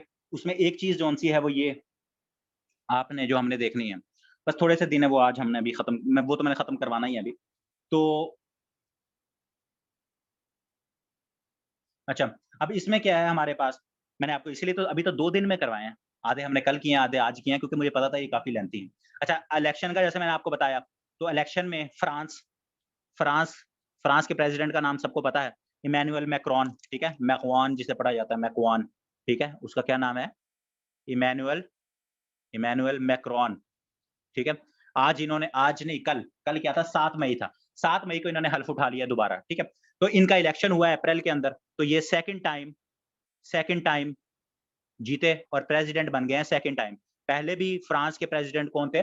पहले भी फ्रांस के जौन से हैं वो प्रेसिडेंट कौन थे? इमैनुअल मैक्रोन थे, ठीक हो गया? लेकिन अब जौन से हैं दोबारा इलेक्शन हुआ है अप्रैल के अंदर और वो क्या हुए हैं 20 साल के बाद। 20 साल के बाद पहली दफा ऐसा हुआ है कि एक सदर जौन-सा है वो इलेक्शन लड़ रहा हो, री-इलेक्ट हुआ हो। वरना फ्रांस की अवाम एक जौन-सा है सदर जब इलेक्शन में आती है तो उसको दोबारा इलेक्ट नहीं कर रही थी पिछले 20 साल से। ठीक हो गया? अभी क्या है 20 साल से उसे इलेक्ट नहीं कर रही थी, तो 20 साल में पहली दफा हुआ है कि इमैनुअल मैक्रोन जौन से हैं वो दोबारा प्रेसिडेंट बन गए हैं फ्रांस के। और इनका जो मुकाबला था वो बड़ा इम्पोर्टेंट है, वो नाम पूछा जा सकता है, उनका नाम है ली पेन। इनके साथ इनका मुकाबला था जिनको रनर अप रही हैं। तो इनका सब ये बड़ी जौन-सी हैं फ़ेमस हैं, मतलब इस्लाम के भी खिलाफ हैं और उसके अलावा जो माइग्रेंट्स आते हैं उनके भी ये खिलाफ हैं और ये काफ़ी जौन-सी हैं सख्त। आप अगर कभी ये प्रेज़िडेंट बन जाएँ तो ये जो हम फ्रांस को अब देखते हैं कि इमैनुअल मैक्रोन वहाँ हिजाब में और बाकी ओवरऑल मसले कर रहा है। तो आप अगर ये कभी आ गई तो आप जौन-सा है मैक्रोन जौन-सा है उसको भूल जाओगे। तो ये तो ओपनली हिजाब के अगेंस्ट जौन-सी है ये कैम्पेन भी करती हैं ली पेन। तो ये ली पेन को इन्होंने हराया है, बहुत कम मार्जिन से हराया है लेकिन ये हार गई हैं। तो ये पूछा जा सकता है इनका नाम बड़ा इम्पोर्टेंट है। और इमैनुअल मैक्रोन जौन-सा है उसका मैंने आपको बता दिया है कि और इनकी पार्टी अगर पूछ ले तो पूरा नाम तो फ्रेंच में बड़ा मुश्किल है ये जो मैक्रोन है। आपने इसका बस इतना याद रखिए एन मार्चे ENMARCHE एन मार्चे ये इसकी पार्टी का नाम है मैक्रोन की एन मार्चे, ठीक है? बाकी अगर जौन-सा किसी को पूरा नाम याद करने का शौक होगा तो एन मार्चे या इमैनुअल मैक्रोन पार्टी लिखिएगा गूगल पे तो इतना बड़ा सारा नाम आ जाएगा। अगर आपको फ्रेंच आती होगी तो आप उसको याद कर लीजिएगा। आपका काफ़ी फ़ायदा हो जाएगा, ठीक है? उसके बाद एक इदारा है स्टॉकहोम का, स्टॉकहोम आपको पता है, आपका जौन-सा एक शहर है। तो स्टॉकहोम का जो क्या कहते हैं एक इदारा है, उसने एक रिपोर्ट दी है। उस रिपोर्ट में बस सिर्फ़ एक चीज़ लिख लें और उसने वो ये कहा है कि इस वक़्त करंट टाइम पे पूरी दुनिया के अंदर 2 ट्रिलियन डॉलर 2 ट्रिलियन डॉलर जौन-सी है क्या है? मिलिट्री स्पेंडिंग है पूरी दुनिया के अंदर, वर्ल्ड मिलिट्री स्पेंडिंग। पूछ लें कि इस वक़्त पाकिस्तान पूरी दुनिया के अंदर मिलिट्री के ऊपर स्पेंड कितना किया जा रहा है? 2 खरब डॉलर, ट्रिलियन कितने होंगे? खरब। इसमें कितने ज़ीरो आएँगे वो आप ऐड कर लीजिएगा, ठीक है? 2 trillion dollar world military spending है इस वक़्त। ये अभी सिप्री एक इदारा है सिप्री, ठीक है? उसका क्या नाम है? SIPRI SIPRI SIPRI Stockholm international I think क्या कहते हैं उसका पूरा नाम पता नहीं क्या है, देख लीजिएगा, ठीक है? सिप्री इंटरनेशनल पीस इस तरह का कोई होगा सिप्री। मैं लिख देता हूँ सिप्री, इसको सर्च कर लेना। इम्पोर्टेंट नहीं है लेकिन वैसे पता होना चाहिए सिप्री ने ये रिपोर्ट दी है SIPRI सिप्री ठीक है सिप्री ने ये रिपोर्ट दी है अच्छा उसके बाद हमारे लिए एक और इम्पोर्टेंट चीज पाकिस्तान के लिए वो उसका नाम है इंस्पायर्ड यूनियन इंस्पायर्ड यूनियन क्या है जी इंस्पायर्ड यूनियन जो से ये नेवल एक्सरसाइजेज हैं बहरी एक्सरसाइजेज एक्सरसाइजेज नेवल एक्सरसाइजेज किस किस के दरमियान है ये आपकी कब हुई हैं जी नेवल एक्सरसाइजेज ये 19 अप्रैल से लेकर आपका अल्लाह भला करे 23 अप्रैल तक 5 दिन तक रही हैं 23 अप्रैल तक और ये किस किस के दरमियान हुई हैं यूएसए प्लस पाकिस्तान जब यूएसए पाकिस्तान के अंदर साजिश कर रहा था तो उन्होंने साजिश के लिए 2-3 बहरी जहाज जो से हैं वो पाकिस्तान के अंदर भेज दिए कि आपकी फौज के साथ हम क्या करते हैं मिलिट्री एक्सरसाइजेस कर लेते हैं तो उस वक्त जो है साजिश के दौरान 19 अप्रैल और 23 अप्रैल पाकिस्तान और यूएस जो है उनकी जो बहरी बेड़े हैं वो क्या कर रहे थे एक्सरसाइजेस कर रहे थे और उनका इस एक्सरसाइजेस का नाम बड़ा इंपॉर्टेंट है ये नाम बड़ा इंपॉर्टेंट है पूछा जा सकता है इंस्पायर्ड ठीक है इंस्पायर्ड यूनियन ये क्या है ये पहले भी 2006 में भी और उसके बाद भी ये एक्सरसाइज होती रही हैं तो ये पाकिस्तान और अमेरिका जोन सा है उनके दरमियान जोन सा है वो ये एक्सरसाइजेस जोन सी हैं वो हुई हैं इंस्पायर्ड यूनियन के नाम से तो ये जोन सा है ये जरा थोड़ी सी इस महीने के अंदर कोई इतनी एक्सरसाइजेस नहीं मिलिट्री की तो एक ही है इसको हम जोन सा है वो नोट डाउन कर लेते हैं उसके बाद आपके पास एक क्या कहते हैं नाम लिख लो, उसका नाम है ज़ैनर कैरो। उसका क्या नाम है? ज़ैनर कैरो, ज़ैनर कैरो। क्यों लिखवा रहा हूँ? जल्दी-जल्दी लिख लो इसका नाम, एम्बेसडर टू पाकिस्तान। ये पाकिस्तान के एम्बेसडर हैं, कहाँ से? From Cuba, Cuba. ये क्यों लिखवा रहा हूँ? एहसन इकबाल साहब जो कि प्लानिंग मिनिस्टर हैं, उन्होंने एक बयान दिया क्यूबा के बारे में। उन्होंने कोई तो वो एम्बेसडर साहब को बुरा लगा, तो उन्होंने फिर एहसन इकबाल को उसका जवाब दिया, जिसकी वजह से ये न्यूज़ में आए ये एम्बेसडर साहब। तो मे बी ये न्यूज़ में आया है बंदा, तो इसका नाम पूछा जाए कि ज़ैनर कैरो साहब जो उनसे हैं वो कौन है? तो वो कौन है? एम्बेसडर टू पाकिस्तान है फ्रॉम क्यूबा। तो ये मैंने जैसे बताया कि एहसन इकबाल साहब इनकी थोड़ी-सी अनबन हुई, कि एहसन इकबाल साहब ने कहा कि मेरा ये कहने का मतलब नहीं था। तो इस वाले से इसका नाम भी पूछा जा सकता है। तो ज़ैनर कैरो कौन है? क्यूबा के एम्बेसडर हैं पाकिस्तान के अंदर। उसके बाद 26 अप्रैल को एक बड़ा अफ़सोसनाक वाक़या हुआ, 26 अप्रैल को, ठीक है? क्या हुआ? एक 26 अप्रैल को बड़ा अफ़सोसनाक वाक़या हुआ और वो क्या था? कराची के अंदर, कराची यूनिवर्सिटी में अटैक हुआ। Karachi uni attack. 3 Chinese zone से हैं, 4 लोगों की जान गई उसमें। आई थिंक 1 ड्राइवर था और 3 उसमें चाइनीज़ प्रोफ़ेसर थे। और वो जहाँ अटैक हुआ, वो क्या था? वो आपका था कन्फ्यूशियस। मैं काफ़ी देर इस पे कन्फ्यूज़ भी रहा। Confucius institute. आप में से काफ़ी सारों ने ये नाम बार-बार खबरों में सुना होगा कि कन्फ्यूशियस इंस्टीट्यूट के ऊपर अटैक हुआ है जी। कन्फ्यूशियस इंस्टीट्यूट के ऊपर क्या हुआ है? अटैक हुआ है। तो ये कन्फ्यूशियस क्या है? ये जौन-सा है आपका चीन जौन-सा है, चीन का जौन-सा एक फिलॉसफर है, उसके नाम के ऊपर ये इंस्टीट्यूट बना है। उसका नाम है कन्फ्यूशियस इंस्टीट्यूट। तो ये भाई साहब कौन है कन्फ्यूशियस भाई साहब? ये एक फिलॉसफर हैं चाइनीज़ के। चाइना के क्या हैं? एक फिलॉसफर हैं और ये इंस्टीट्यूट कहाँ है? कराची यूनिवर्सिटी के अंदर ही है। कराची यूनिवर्सिटी में एक इंस्टीट्यूट है, उसका नाम है कन्फ्यूशियस इंस्टीट्यूट और ये किसके नाम पे बना है? चीन का एक फिलॉसफर है, उसके नाम पे ये बना है। और ये इसकी ज़िम्मेदारी किसने कबूल की है? बलूचिस्तान लिबरेशन आर्मी ने, बीएलए, बलूचिस्तान लिबरेशन आर्मी ने। और उसमें एक फीमेल सुसाइड बॉम्बर को यूज़ किया गया और बलूचिस्तान लिबरेशन आर्मी के अंदर एक ब्रिगेड है, उसका नाम है मजीद ब्रिगेड, लिख लीजिएगा, मजीद ब्रिगेड, ठीक है? ब्रिगेड, उसने ये हमला किया है ब्रिगेड, ठीक है? मजीद ब्रिगेड, बीएलए के अंदर जो-सी मजीद ब्रिगेड है, उसने ये हमला किया है। तो ये पूछा जा सकता है, पहले भी दासू में भी जो अटैक हुआ था, बीएलए ने किया था। लाहौर के अंदर जो अटैक हुआ था, वो भी बीएलए ने किया था। लेकिन ये जो उसमें क्या कहते हैं, पेशावर में जो लास्ट मंथ अटैक हुआ था अहले तशी की इमाम बारगाह के ऊपर, वो आईएसके जौन-सी है, जो इस्लामिक स्टेट खुरासान है, उसने किया था। ये डिफरेंट जौन-से हैं, ये नाम पूछे जा सकते हैं कि कौन-सा अटैक किसने किया था। तो ये कौन-सा अटैक कराची इंस्टीट्यूट पे हुआ है, ये बीएलए ने इसको जौन-सा है वो किया है। उसके बाद हमारे पास अगर हम देखें तो 27 आगे डेट इम्पोर्टेंट नहीं है, बस नाम जल्दी से लिखवा देता हूँ। आंग सान सूकी। आंग सान सूकी साहिबा जौन-सी हैं, आपको पता है म्यांमार से इनका ताल्लुक है। इनका क्या है? म्यांमार से जौन-सा है इनका ताल्लुक है और इनको क्या है? 5 year jail, 5 year jail Myanmar से, क्योंकि वहाँ मार्शल लॉ लग चुका है, तो 5 साल की इनको क्या की गई है? जेल की गई है। इनको क्या की गई है? इनको जेल की गई।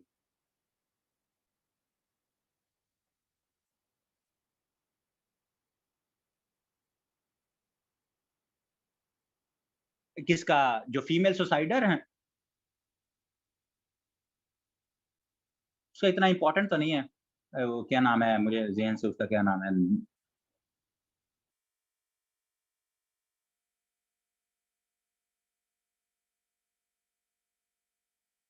देख लेना उसका क्या नाम है?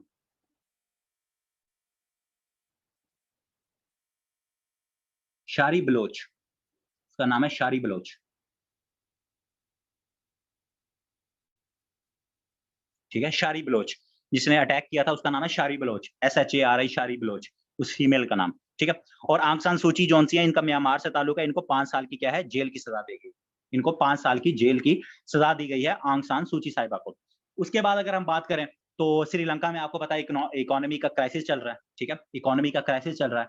तो श्रीलंका ने अभी क्या किया है, उन्होंने गोल्डन वीज़ाज़ की गोल्डन वीज़ा जौन-से हैं वो किए हैं। तो ये पूछा जा सकता है कि रिसेंटली गोल्डन वीज़ा जौन-सी है, ये किसने की है सर्विस, ये क्या कहते हैं, ये ऑफ़र किसने स्टार्ट किया? तो ये श्रीलंका ने की है। वहाँ इकोनॉमी का मसला चल रहा है, तो उन्होंने क्या कहा है, उनको डॉलर्स चाहिए, तो उन्होंने गोल्डन वीज़ाज़ के अंदर क्या कहा है कि कोई भी बंदा जो कि हमें $1,00,000 जौन-से हैं, वो हमारे बैंकों के अंदर डिपॉज़िट करवाएगा $1,00,000, तो हम उसको क्या करेंगे, हम उसको जौन-सा है क्या कहते हैं, श्रीलंका के अंदर रहने की और वर्क करने की इजाज़त दे देंगे। ये क्या है? ये गोल्डन वीज़ा की पॉलिसी है। गोल्डन वीजा पॉलिसी किसने जारी की है? श्रीलंका ने। और उसमें क्या है कि अगर कोई भी बंदा $1 लाख हमारे बैंकों में डिपॉजिट करवाता है तो श्रीलंका के अंदर काम भी कर सकता है और यहाँ क्या है, रिहाइश वगैरह भी इख्तियार कर सकता है। तो ये गोल्डन वीजा की पॉलिसी जो सी है, ये श्रीलंका ने अभी रिसेंटली अडॉप्ट की है, क्योंकि वहाँ इकोनॉमी का मसला है और उनके अंदर, मुल्क के अंदर डॉलर्स की जो सी है वो कमी हो गई। होते हैं ना, अगर किसी ने इंडस्ट्री लगानी है, उसे सिर्फ ज़मीन चाहिए, ठीक है? उसको सिर्फ ज़मीन चाहिए, तो वो ऐसे ही आप मोस्टली आप देखोगे ना, आपको इंडस्ट्रीज़ जो-सी इसी तरह मुल्कों में मिलती हैं, जहाँ ज़मीन या इस तरह के इंसेंटिव्स मिलें, जिसको हमें कहते हैं ईज़ ऑफ डूइंग बिज़नेस, ठीक है? ईज़ ऑफ डूइंग बिज़नेस, वो इसी तरह होता है कि आप कहाँ कारोबार करने के जो-से हैं, वो मौके अच्छे दे सकते हैं, इसीलिए। अच्छा जी, उसके बाद जो-सा है, अगर हम देखें आगे चलें, तो 28 अप्रैल की डेट 2 हवालों से याद रख लें। 28 अप्रैल 2022, ठीक है? 28 अप्रैल 2022। एक तो शहबाज शरीफ साहब सऊदी अरेबिया गए। Shahbaz Sharif in kingdom of Saudi Arabia, 3 दिन का दौरा था इनका, 3 दिन का दौरा था, 3 डेज़, 28 अप्रैल को गए, ठीक है? और 28 अप्रैल को ही एक और क्या है, Erdogan Erdogan in Saudi Arabia, वो भी इसी दिन सऊदी अरेबिया गए। कितने सालों के बाद गए? लास्ट टाइम सऊदी अरेबिया जो-सा एर्दोआन साहब गए थे अगर, तो वो 2017 के अंदर गए थे। ठीक हो गया? ईद एर्दोआन साहब जो उनसे last time kingdom of Saudi Arabia कब गए थे? 2017 में गए थे। कब गए थे? 2017 के अंदर गए थे। और याद रखो, उसके बाद जो-सा है, ये 5 सालों बाद एर्दोआन साहब सऊदी अरेबिया गए हैं। और उसमें जाने की वजह क्या थी? ना जाने की वजह ये थी कि 2018 के अंदर एक जर्नलिस्ट था सऊदी अरेबिया का, उसका क्या नाम था? उसका नाम था कशोगी। उसका क्या नाम था? कशोगी। कशोगी साहब को मर्डर कर दिया गया। और उनको मर्डर कहाँ किया गया? उनको मर्डर किया गया टर्की के अंदर। टर्की का जो कॉन्सुलेट है सऊदी अरेबिया का, उसके अंदर उनको ले जाकर और उनको काट दिया गया, उनको मार दिया गया। ठीक हो गया? जमाल खशोगी साहब, इनका पूरा नाम क्या था? जमाल खशोगी। और इनका बड़ा सवाल भी पूछा गया। वॉल स्ट्रीट जर्नल जो-सा है वहाँ उसके अंदर ये जो-सा है, सॉरी, वॉल स्ट्रीट जर्नल कह रहा हूँ, वाशिंगटन पोस्ट जो-सा है, वाशिंगटन पोस्ट, उसके अंदर ये कॉलम लिखते थे जमाल खशोगी साहब, और इनका ताल्लुक सऊदी अरेबिया से था। इनको मारा कहाँ गया? 2018 के अंदर टर्की के अंदर इनको मारा गया। और ये एक जर्नलिस्ट थे। ये बाय प्रोफेशन क्या थे? एक जर्नलिस्ट थे। उसके बाद सऊदी अरेबिया के और जो टर्की है, उनके आपस में जो क्या कहते हैं, ताल्लुकात थे, वो खराब हो गए। और उसके बाद ये पहली दफ़ा जो-सा ये विज़िट हुआ है। तो ये इम्पोर्टेंट है, ये आप लोगों से पूछा जा सकता है। उसके बाद अगर हम बात करें, तो हमारे पास सिर्फ़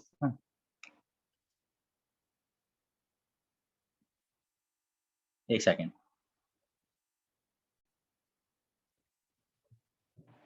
अच्छा जी, तैयब अर्दोआन की बात कर रहे थे। तैयब अर्दोआन साहब जो-से हैं, टर्की के सदर हैं, और ये जो-से हैं, ये भी 28 अप्रैल को सऊदी अरेबिया गए। और 2007 में मैंने क्या बताया, 2007 में तैयब अर्दोआन आखिरी दफ़ा सऊदी अरेबिया गए थे। और उसके बाद जब जाना था या कोई मसला-मसाइल, वो सबसे बड़ी रीज़न क्या बनी? खशोगी साहब का मर्डर बनी 2018 का, और जिसकी वजह से ये सऊदी अरेबिया के अंदर फिर दोबारा नहीं जा सके और अब गए हैं अप्रॉक्सिमेटली 5 सालों के बाद, ठीक है? तो इनका विज़िट बड़ा इम्पोर्टेंट है। उसके बाद जो-सा 28 अप्रैल को, अब पाकिस्तान के हवाले से 2-3 चीज़ें देख लेते हैं, एंड करें। 28 अप्रैल को आपकी जो फेडरल शरीयत कोर्ट है, एफएससी, एफएससी क्या है? फेडरल शरीयत कोर्ट, 1980 के अंदर किसने बनाई थी? ज़िया उल हक साहब ने बनाई थी, फेडरल शरीयत कोर्ट। तो फेडरल शरीयत कोर्ट जो-सी है, उसने क्या किया है? उसने कहा है कि जो आपका रिबा है, जो आपका सूद है, उसको 2027 तक एंड किया जाए। एंड किया जाए किसको? आपका रिबा, इंटरेस्ट, जिसे सूद कहा जाता है, रिबा, ठीक है? सूद को उसने क्या कहा है कि गैर इस्लामी है। और इस सूद को 2027, मतलब कितना? 5 साल का टाइम दिया है उसने हुकूमत को कि 5 साल के अंदर, अभी 2022 है, पर 2027 तक ये रिबा जो सूद है, इसको खत्म किया जाए, ठीक है? और ये किसने दिया है? फेडरल शरीयत कोर्ट ने। और फेडरल शरीयत कोर्ट का हम देख चुके हैं, इनके चीफ जस्टिस का क्या नाम है जी? क्या नाम है? नूर मिसानजई, ठीक है? मेस्कानजई, सॉरी, मेस्कानजई, नूर मेस्कानजई, MESKANZAI, मेस्कानजई। तो ये सारी चीज़ें हम जो-सी हैं पहले देख चुके हैं, तो आपकी रिवाइज़ हो जाएँगी कि बनी कब थी? 1980 में बनी, ज़िया साहब के दौर के अंदर। और इसके जो अभी करंट चीफ जस्टिस हैं फेडरल शरीयत कोर्ट के, उनका क्या नाम है? नूर मेस्कानजई, मेस्कानजई, ठीक है? इन्होंने ये फैसला दिया है। उसके बाद एक चीज याद रख लें, तलहा तालिब के बारे में बताना था। ये जो पाकिस्तान में जब ये टोक्यो ओलंपिक्स के अंदर जो पाकिस्तान के वेट लिफ्टर थे, जो मेडल जीते-जीते रह गए थे, उनको क्या किया गया है? उनको बैन कर दिया गया है। उनको बैन कर दिया गया है डोपिंग के लिए। तलहा तालिब, तलहा तालिब। अब तलहा तालिब साहब को बैन किस वजह से किया गया है? डोपिंग के लिए। बैंड सॉरी बैन नहीं किया गया, बैन अभी नहीं किया गया, सस्पेंड किया गया है, सॉरी सस्पेंड किया गया है इनका डोपिंग। डोपिंग क्या होता है? एंटी डोपिंग होती है कि आपको कोई दवाइयाँ हैं, कोई प्रोटीन्स वो क्या कहते हैं, कुछ इस तरह की दवाइयाँ होती हैं, ड्रग्स होती हैं जिनसे मना किया जाता है कि आप ये एज़ अ एथलीट ये चीज़ें नहीं ले सकते। ममनुआ अद्वियात, डोपिंग क्या है? ममनुआ अद्वियात का जब इस्तेमाल करते हैं, फिर टेस्ट के अंदर वो अद्वियात आ जाती हैं, तो उसमें क्या है, फिर आपको सस्पेंड कर दिया जाता है कि आपने इल्लीगल ये काम किया है।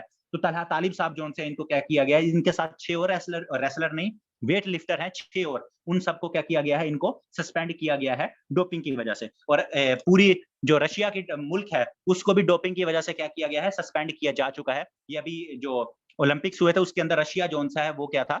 उसको शामिल नहीं था और ये सवाल पूछा भी गया था कि कौन-सा मुल्क है जिसको बैन किया गया है डोपिंग की वजह से रिसेंटली, तो वो रशिया था, जिसके सारे एथलीट्स को, पूरे मुल्क के एथलीट्स को बैन किया गया था कि वो क्या है क्या कहते हैं वो उनका डोपिंग का जो टेस्ट है वो आ गया था। और यहाँ रशिया के हवाले से एक छोटी-सी चीज़ मुझे याद आ गई। रशिया प्लस बेलारस, इन दोनों को क्या किया गया है? इनको बैन किया गया है या स्टॉप रोक दिया गया है इनको, बैन या स्टॉप जो भी वर्ड यूज़ करना चाहें, कहाँ से? विंबलडन। विंबलडन से, विंबलडन क्या है? टेनिस का टूर्नामेंट है, टेनिस का। वहाँ से रशिया और बेलारूस के जो खिलाड़ी हैं, उनको शिरकत करने से रोक दिया गया है। विंबलडन जो-सा है आपका, जो कि ग्रैंड स्लैम चैंपियनशिप के अंदर आता है, तो विंबलडन के अंदर रशिया और बेलारूस सिर्फ़ किस वजह से? यूक्रेन की जंग की वजह से, उनके खिलाड़ी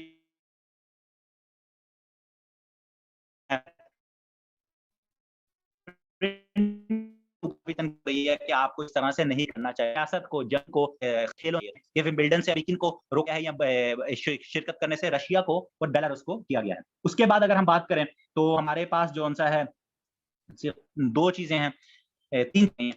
एक है कुद्स डे, एक का कुद्स डे। आपने देखा होगा फ़लस्तीन पर जो-सा है क्या कहते हैं जो मस्जिद-ए-अक्सा है, वहाँ जो-से मसले-मसाइल रहे, फिर इसराइल की फ़ोर्स आई, उन्होंने वहाँ मसले-मसाइल किए। तो कुद्स डे के बारे में याद रखिएगा, कुद्स डे क्या मनाया जाता है? Last Friday of Ramzan. हर रमज़ान का जो आखिरी, जिसे हम क्या कहते हैं? जुम्मतुल विदा। लास्ट फ्राइडे ऑफ रमज़ान को हम क्या कहते हैं? जुम्मतुल विदा।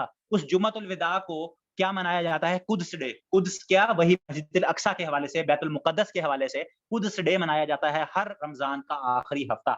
और ये मनाना किसने शुरू किया था? 1979 में पहली दफ़ा मनाया गया था बाय ईरान। और ये कुद्स डे ज़्यादातर मनाया भी कहाँ जाता है? ईरान के अंदर मनाया जाता है। तो ये भी आप लोगों ने याद रखना है कि कुद्स डे है क्या? किसने शुरू किया था? ईरान ने शुरू किया था 1979 के अंदर, और ज़्यादातर ईरान के अंदर ही मनाया जाता है। लास्ट फ्राइडे ऑफ रमज़ान को कुद्स डे होता है। उसके बाद सिर्फ़ हमारे पास 2 चीज़ें, उसमें एक क्या है? आपके पास जो-सा 30 अप्रैल, अब ये 30 अप्रैल है, आपका मंथ खत्म हो रहा है, 30 अप्रैल। एक तो 30 अप्रैल को, चलो ये लिख लो, फिर हमज़ा शहबाज़ को एंड में करते हैं। 30 अप्रैल को 2 सियारे आपके, जो आपके क्या कहते हैं प्लैनेट्स हैं, उनका नाम है जुपिटर और वेनस। जुपिटर प्लस वीनस, ये दोनों बिल्कुल करीब आ गए थे।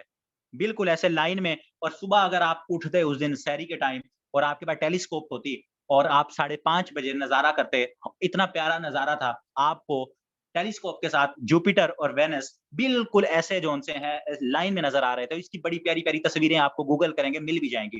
तो 30 अप्रैल को जुपिटर और वेनस, पूछा जा सकता है कि कौन से सितारे हैं जो रिसेंटली बिल्कुल एक-दूसरे के क्योंकि मूव करते हुए ये इतने करीब आ गए थे। तो ये क्या है? बड़ा प्यारा इनका वो था एक, तो ये क्या है? 30 अप्रैल 2022 को। और नेक्स्ट अब कौन-सा है आपको, अगर आपने ये मिस किया है, तो अब ये 2039 2039 के अंदर नेक्स्ट आपको ये मौका मिलेगा कि आप इन दोनों सितारों को देख सकें इस तरह इकट्ठे। 2039 के अंदर ये दोबारा अब क्या होंगे? इकट्ठे होंगे। ठीक है? तो ये कौन-सा है, ये भी एक चीज़ 30 अप्रैल के में इवेंट हुआ था, तो ये आपने याद रखनी है। अब लास्ट चीज़ 30 अप्रैल को, कल मैंने हल्की-सी बता दी थी, लेकिन आज दोबारा लिख लें। 30 अप्रैल को क्या हुआ था? हमज़ा शहबाज़ जो-से हैं वो, Hamza Shahbaz, Hamza Shahbaz, Hamza Shahbaz 30 sorry 21st chief minister of Punjab का उन्होंने क्या लिया, ओथ लिया, ओथ हल्फ लिया। हमजा शहबाज ने हल्फ लिया 21 में चीफ मिनिस्टर ऑफ पंजाब का, और उनसे हल्फ किसने लिया? उनसे हल्फ लिया राजा परवेज अशरफ ने, जो कि स्पीकर हैं। राजा परवेज अशरफ कौन है? स्पीकर ऑफ नेशनल असेंबली हैं। उन्होंने इनसे हल्फ लिया। आइन के तहत हल्फ कौन लेता है? गवर्नर लेता है। लेकिन गवर्नर उमर सरफराज चीमा ने हल्फ लेने से इनकार कर दिया, और वो सारी चीजें आप सियासत में देख चुके हो। तो जिसकी वजह से हाई कोर्ट ने हुक्म दिया राजा परवेज अशरफ साहब को, स्पीकर को, कि आप आएं और आप हमजा शहबाज शरीफ से हल्फ लें। और 30 अप्रैल को वो हल्फ हुआ, और हमजा शहबाज जोन से 21 में चीफ मिनिस्टर बन गए हैं पंजाब के। और हमजा शहबाज जोन से इनको चीफ मिनिस्टर के तौर पर इलेक्ट कब किया गया था? 16 अप्रैल को, 16 अप्रैल 2022 को उनको वोट पड़े थे और वो इलेक्ट हो गए थे चीफ मिनिस्टर। 16 अप्रैल को उनको इलेक्ट किया गया था, लेकिन उनको क्या है, उनकी जो क्या होती है, इसको कहते हैं हल्फ बर्दारी की तकरीब आगे बढ़ती गई, और वो कब हुई? वो आपके अल्लाह भला करे, वो आपकी 30 अप्रैल को हुई। और उसके बाद हमजा शहबाज शरीफ साहब जो उनसे हैं, उन्होंने क्या किया? वो आपके इस वक्त क्या है? चीफ मिनिस्टर हैं हमजा शहबाज शरीफ। और इनको जितने वोट पड़े थे, वो वोट देख रहे हैं मेरे ख्याल में 196 इन्होंने हमजा शहबाज शरीफ को 196 जो उनसे वो वोट पड़े थे। जी, वो नेशनल असेंबली का स्पीकर है, लेकिन हाई कोर्ट का ये ऑर्डर था कि नेशनल असेंबली, क्योंकि अब देखो, जो जो पंजाब असेंबली का स्पीकर था वो था परवेज इलाही। तो परवेज इलाही तो कैंडिडेट था, वो तो हल्फ नहीं ले सकता था, ठीक है? और उसके बाद जो उनसा है, अगर वो स्पीकर अवेलेबल ना हो, तो उसके बाद आइन में क्या है, कुछ भी नहीं लिखा हुआ था। तो फिर एट द एंड जो उनसा है, आइन की तशरीह कौन करता है? वो हाई कोर्ट करती है। जो आपकी कोर्ट्स हैं या सुप्रीम कोर्ट है, वो आइन की तशरीह करती है। तो उन्होंने क्या कहा? उन्होंने कहा कि जो नेशनल असेंबली का स्पीकर है, वो आके हल्फ लेगा। तो ये हाई कोर्ट का फैसला था, जिसकी वजह से 190, इसको देख लेना 194 है, या मैं चले 1 सेकंड कंफर्म कर देता हूँ, मुझे 1 सेकंड दो।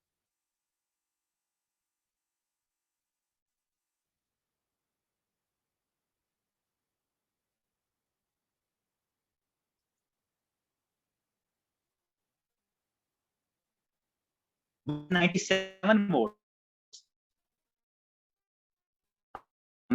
शहबाज के हैं, 197 वोट्स।